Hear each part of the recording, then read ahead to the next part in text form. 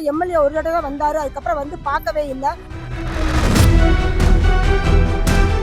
போலீஸ்காரங்க வந்து அறிவில்லையான்னு கேக்குறாங்க. Satyabama Institute of Science and Technology, Chennai and Sriperumbudur. நாங்க 4 மாதமாக தண்ணீர் பிரச்சனை எங்களுக்கு ரொம்ப மன உளைச்சலுக்கு ஆளாக்கி விட்டுருச்சு. எவ்வளவோ பேருக்கு மனு கொடுத்தோம், கிளர்க்கு, பிடிஓ, சிஎம் வரையும் கொடுத்தோம். எம்எல்ஏ ஒரு தடவை வந்தாரு, அதுக்கப்புறம் வந்து பார்க்கவே இல்லை.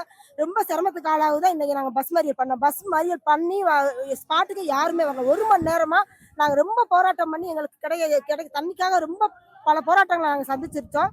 இப்ப பெரிய பிரச்சனைக்கு ஆளாகவும் தான் வந்திருக்காங்க. வந்து எங்களுக்கு 2 நாள் டைம் கொடுத்துருக்காங்க. அந்த 2 நாளைக்காக நாங்க பொறுமையா காத்திருக்கிறோம். அதுக்கப்புறம் கண்டிப்பா நாங்க அடுத்த பஸ் மறியல் கண்டிப்பா பண்ணுவோம். அதுக்கு மக்கள் அவதிப்படுறாங்க அப்படின்னு சொல்றாங்க. நாங்களும் மக்கள் தானே, நாங்களும் அவதிப்படல, நாங்களும் அப்பாவி மக்கள் கிடையாதா? அப்பாவி மக்கள் இதுல படிச்சும் படிக்காதவங்க இப்படி வந்து உட்காரலாமான்னு கேக்குறாங்க.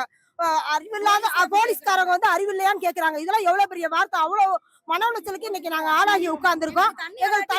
எங்களுக்கு நல்ல தண்ணி நாங்க கேட்கல, உப்பு தண்ணி தான் கேட்கிறோம். அன்றாட ரெகுலர் எங்களுக்கு உப்பு தண்ணி வந்தா போதும், நாங்க சமாளிச்சுக்கிறோம். நல்ல தண்ணி எப்படினாலும் நாங்க சமாளிச்சுக்கிறோம். இந்த பிரச்சனைக்கு கடைசியா பிடிஓ வந்து ஒரு தீர்வு கொடுத்திருக்காரு. 2 நாள் டைம் கொடுத்திருக்காரு.